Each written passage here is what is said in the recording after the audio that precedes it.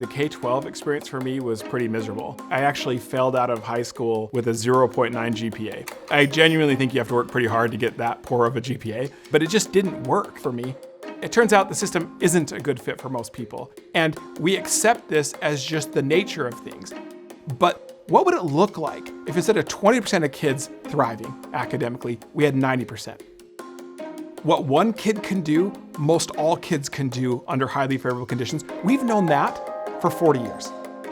And let me explain. In the 80s, one of my intellectual heroes, Benjamin Bloom, he decides to do this experiment where he randomly assigns kids into two groups. One gets the standardized curriculum for a semester. The other gets one-on-one tutoring, targeted to their own individuality. Here's what Benjamin Bloom discovered. In traditional group instruction, like our kids go through right now, only 20% of kids reached mastery level in terms of their understanding of the content.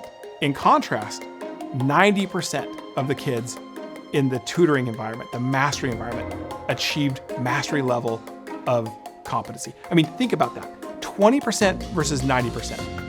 So he sets about, though, inventing what's called mastery learning. Every single kid has different paces that they learn different material, right?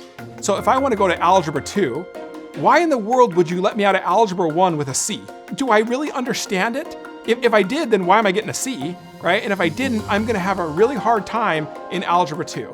So let's give kids plenty of flexible ways to master that content and then move on to the next. We don't have to reinvent the wheel if you provide 25% more overall time.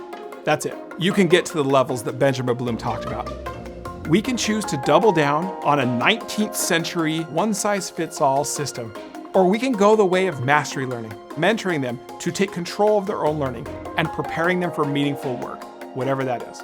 What other institution should be more about what's possible than education, right? We have the scientific know-how and we have the technology to scale highly personalized developmental education system for every kid in the country, and it doesn't have to cost more money. There is nothing holding us back except for the will to do it. Thanks for watching. To learn more about the change makers driving innovation in education, visit standtogether.org.